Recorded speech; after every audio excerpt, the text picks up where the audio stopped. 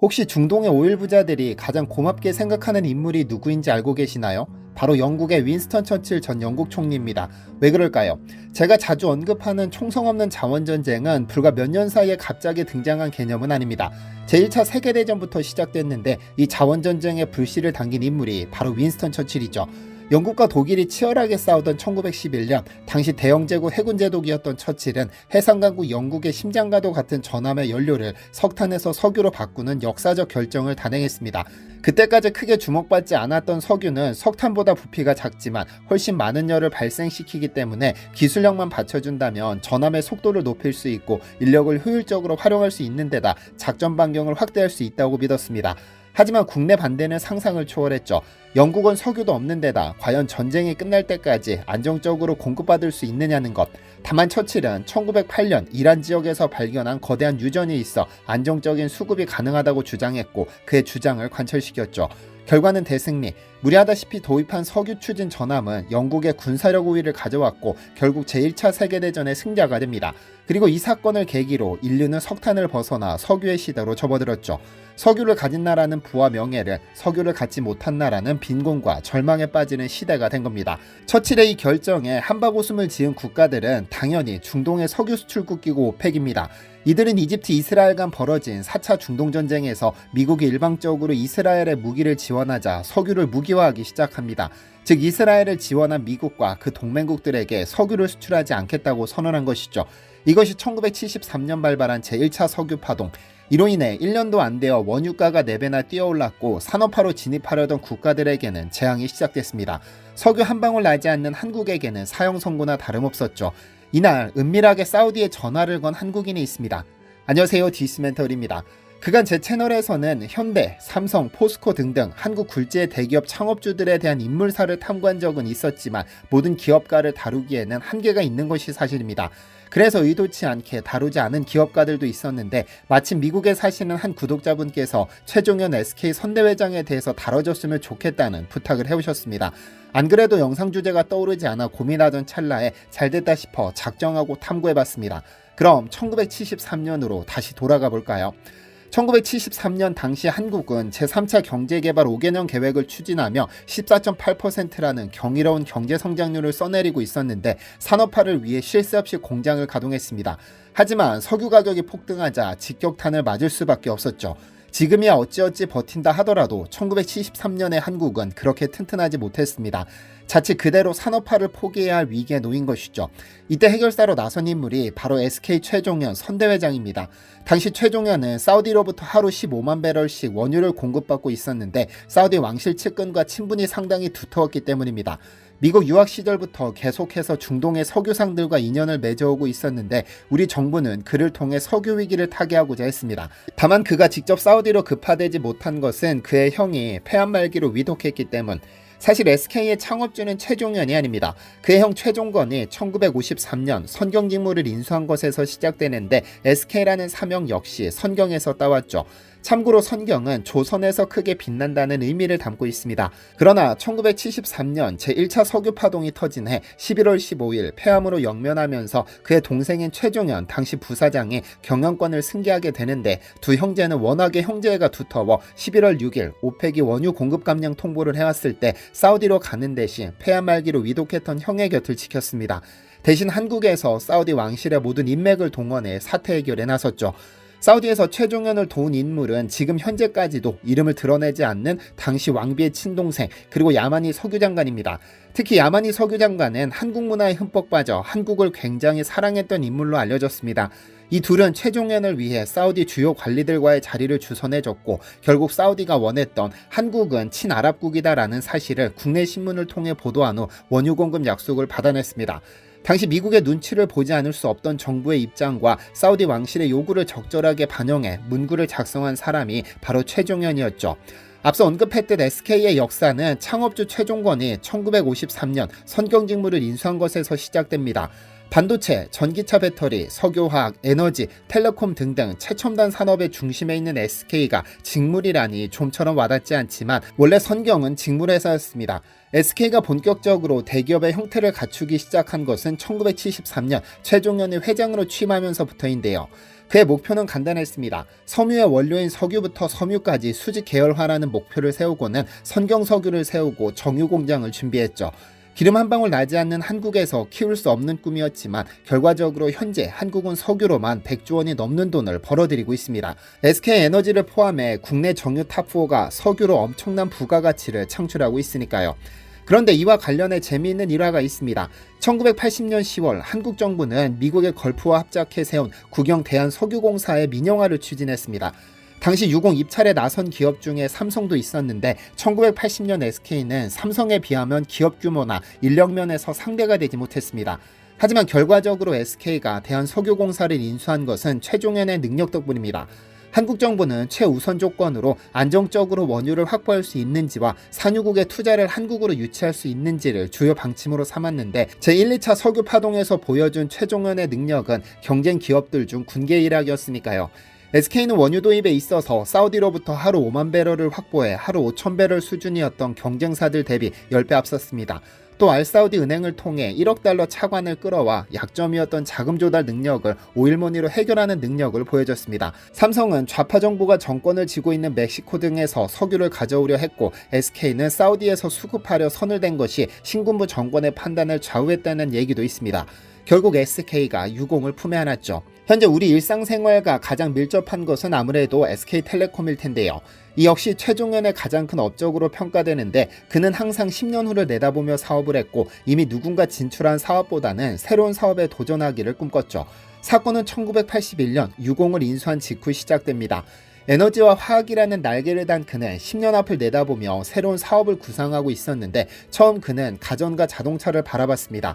하지만 이 두 분야는 삼성과 현대가 두각을 나타내고 있었기 때문에 다른 사업을 찾기로 했는데요. 그때 그의 눈에 들어온 것이 정보통신입니다. 당시 많은 기업들이 일본을 롤모델로 사업을 추진하고 있었지만 최종현은 미국을 롤모델로 삼았습니다. 당시 미국에서는 이동전화가 막 나오기 시작했으므로 SK는 이동통신을 미래 먹거리로 낙점하고는 얼마 뒤 미국의 경영기획실을 차리고 이동통신 기업에 투자하는 한편 유크로닉스라는 법인을 세워 글로벌 시장 트렌드를 경험하기도 했습니다. 그리고 마침내 기회가 찾아왔습니다. 1990년 7월 최 신부가 이동통신 분야의 경쟁체제 도입을 골자로 하는 통신사업 구조조정 계획을 발표한 것이죠. 즉 한국통신공사의 자회사인 한국이동통신 이외에 제2이동통신 사업자를 선정해 이동통신 분야의 경쟁을 도입하겠다는 겁니다. 이동통신 사업을 미래 먹거리로 결정하고 치밀하게 준비한 최종현은 1991년 선경텔레콤을 설립했다가 1992년 대한텔레콤으로 상호를 변경하고 제2이동통신 사업권 획득에 나섭니다. 하지만 그에게는 아킬레스건이 하나 있었습니다. 미국 본토에서 이동통신을 충분히 학습한 만큼 사업권을 따내는 것은 자신이 있었으나 자신이 대통령과 사돈지간이기 때문에 자칫 특혜 시비로 비화될까 두려웠습니다. 이에 그는 대한텔레콤에 딱 한 가지만 주문했습니다. 2등이 없는 1등을 하라. 즉 특혜 시비가 일지 않도록 압도적으로 승리하라고 했죠. 당시 최 신부는 제2이동통신 사업자 선정 기준의 핵심은 단일 기업이 단독 지배할 수 없도록 컨소시엄을 구성하되 삼성과 현대, 대우, 럭키금성 등 통신기기 제조업체는 대주주에서 배제하기로 했습니다. 그래서 경쟁에 뛰어든 기업이 SK, 포스코, 코오롱, 동양, 쌍용, 동부그룹입니다. 1992년 6월 26일 최 신부는 신청서 접수를 마감해 6개 그룹 컨소시엄이 제출한 서류를 정밀 심사했는데 SK는 총 20만 페이지에 달하는 사업계획서를 제출했다고 하죠. 정부는 1차 심사에서 일단 높은 점수를 받은 상위 3개 업체를 가려낸 후 2차에서 최종 선정하는 방식으로 진행했는데 1차 심사에서 SK가 경쟁사들을 큰 점수차로 따돌리고 2차에 올랐습니다. 코오롱과 포스코가 2, 3위로 딜을 이었죠. 그리고 8월 20일 마침내 마지막 뚜껑이 열렸습니다. 결과는 SK의 압도적인 승리. 최 신부는 세계 업체를 대상으로 36개 항목을 심사평가한 결과 SK의 대한텔레콤은 1만점 만점에 8,388점, 포스코의 신세기 이동통신은 7,496점, 코오롱의 제2이동통신이 7,099점을 얻었습니다. 하지만 승리의 환호성은 오래가지 못했습니다. 선정 직후 정치권에서는 유공비리의 대표적 사례라며 정치 공세를 시작해 대통령 사돈이 대주주로 참여한 대한텔레콤이 사업자로 선정된 것은 특수관계를 이용한 특혜라며 의혹을 제기한 겁니다. 최 신부는 여론을 잠재우기 위해 세부 평가 항목을 포함해 각 업체의 항목별 점수와 심사평가위원 명단까지 공개했고, 당시 사업자 선정을 총괄한 박성득 제2이동통신 심사평가단장은 한 점 의혹 없이 공정하고 객관적으로 선정 작업을 진행했다. 우리나라 최초로 정부의 인허가를 공개적으로 종합계획서를 평가 시행해 아무 하자가 없었다고 말했습니다. 하지만 당시 1992년은 대선이 얼마 남지 않은 상황으로 야당을 필두로 문제 제기가 끊이지 않았습니다. 그러자 의혹이 표심에 영향을 줄지도 모른다고 우려한 집권당 대선 후보 김영삼은 오히려 더 강하게 문제를 제기하며 노태우와의 회동에서 우려를 전하기에 이르는데요. 결국 사업자 선정 일주일 뒤 SK의 청와대발 외압이 들어옵니다. 정해창 당시 청와대 비서실장 명의로 대한텔레콤 손길승 사장에게 이동전화 사업에 관한 권고라는 제목의 공문이 온 것이죠. 내용은 간단합니다. 대한텔레콤의 대주주인 유공이 대통령과 특수관계임을 이유로 일부 정치권과 언론에서 이의를 제기하고 있으니 국론을 조속히 통일하고 정치사회의 안정을 이룩하여 국가발전에 함께 매진하기 위하여 대한텔레콤의 대주주인 유공이 자기 책임하에 구성주주를 설득, 사업권을 자진 포기하여 현재 사태를 조속히 수습하는 데 협조해 달라는 것. 청와대가 이 공문에 자진 포기, 자기 책임하에 등의 표현을 강조한 이유는 사업자 선정 취소에 따를지도 모르는 법적 책임조차 대통령의 사돈인 최종현에게 떠넘기려 했기 때문입니다. 당시 최 신부가 만든 사업권 포기 시 대안검토 자료를 보면 청와대와 최 신부는 사업권을 차기 정권으로 넘기는 안, 설립 허가 후 대주주를 변경하는 안, 제2위 또는 제3위에게 사업권을 주는 안 등 세 가지 방안을 검토했습니다.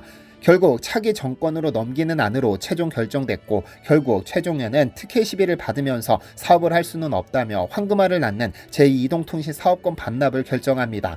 당시 사업권 반납 기자회견에서 손길승 사장은 이번 문제는 국민 정서와 관련된 내용, 즉 현직 대통령과 선경그룹 회장의 사돈간이라는 이유에서 비롯된 것이다. 따라서 이는 현 정부에서의 문제이다. 추후에 정보통신 사업에 재도전하여 우리의 실력 및 정당성을 입증받고 싶다며 SK가 선정된 것은 특혜가 아니고 오히려 역차별이었음을 밝혔습니다. 그렇다면 SK는 차기 정권인 김영삼 정권에서 제2이동통신 사업권을 따냈을까요? 결과적으로는 하지 않았습니다. 왜냐하면 또 한 번 특혜 시비에 휘말렸기 때문입니다.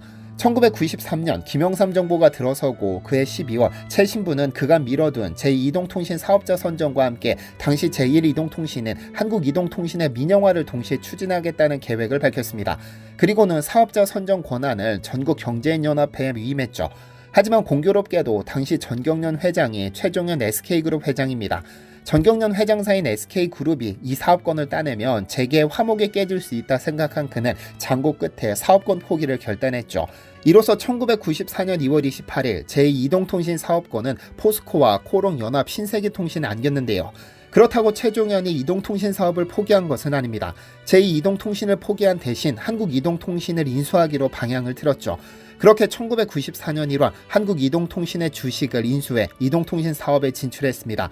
당시 최종현은 임원들의 만류에도 불구하고 시중가를 4배 이상 웃도는 33만 5천 원, 총 4,271억 원을 투자하면서 우리는 지금을 산 것이 아니라 미래를 산 것이라며 임원들의 만류를 뿌리쳤습니다. 그리고 1996년 SK는 세계 최초로 CDMA를 기반으로 한 이동통신 서비스를 상용화했고, 2002년 제2이동통신 사업권을 따낸 신세계통신을 합병, 2019년 4월에는 세계 최초로 5G까지 상용화하며 오늘날의 국내 1위 이동통신 회사로 발돋움했습니다.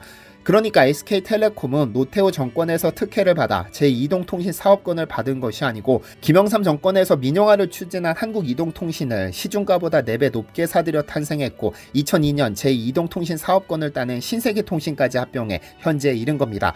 세간의 나도는 특혜가 아니라 오히려 역차별을 이겨내고 실력 하나로 기업코 1위에 올랐다는 의미죠.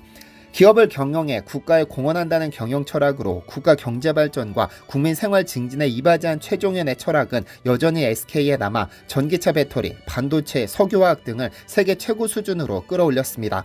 차후 기회가 닿으면 이제까지 다루지 않았던 다른 기업가들도 자세히 탐구해볼 예정이니 기대해주시면 좋겠습니다. 시청해주셔서 감사합니다. 디시멘터리에서는 여러분의 제보를 기다립니다. 제 채널에서 다뤘으면 좋겠는 뉴스 또는 널리 알려졌으면 하는 영상은 디시멘터리 네이버.com으로 보내주시면 소중히 제작하겠습니다. 시청해주셔서 감사합니다.